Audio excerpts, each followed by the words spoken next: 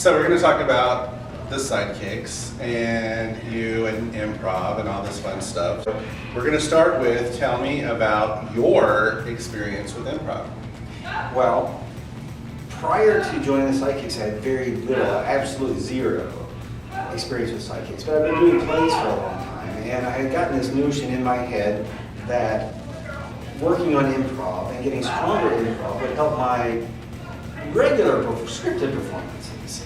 And so about the time I started thinking about that was about the time Amy decided she was going to start a Sidekicks troupe.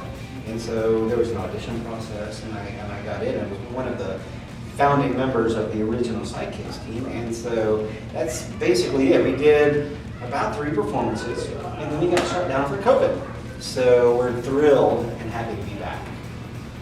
Yes, because COVID, right? Right. So how do you prepare for shows? I show up. It's improv, you know.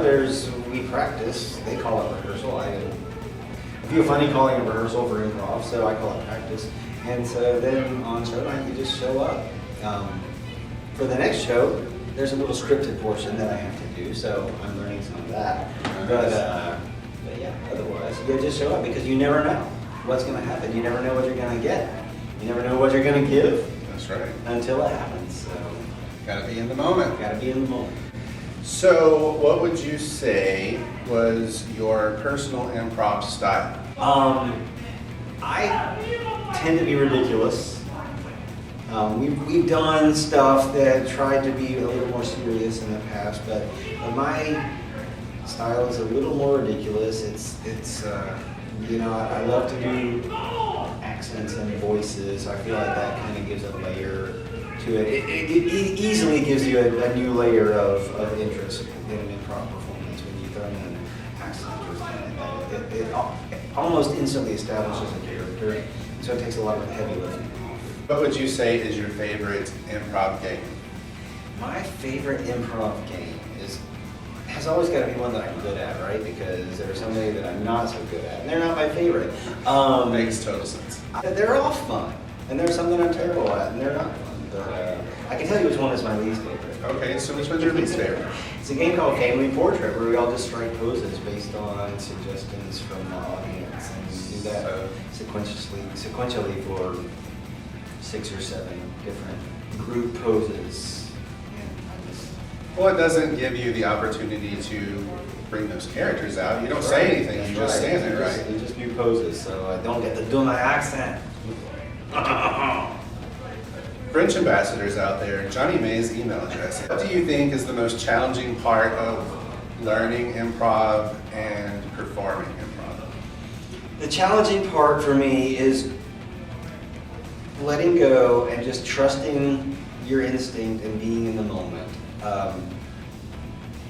Where I trip up the most is overthinking what I'm going to do. Do you have any characters that you have come across in doing improv that you find to be favorites of yours? Yes, and I hate to rest on a laurel, as it were, but we did a show a couple of years ago, and we were taking suggestions from the audience for occupations.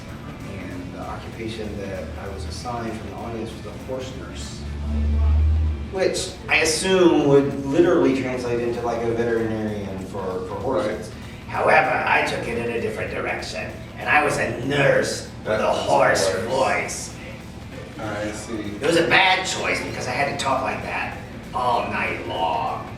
Oh yeah, that would be rough. But it was very impactful, and one of my huge successes or victories, I guess, is that I was actually portraying a horse nurse who had a husband in the play, and we had a relationship, and over the course of the show, we built this relationship that had its struggles, and then when the actor playing my husband and I reconciled at the end, the audience said, "Aww," and so they totally bought the relationship, and that was really rewarding.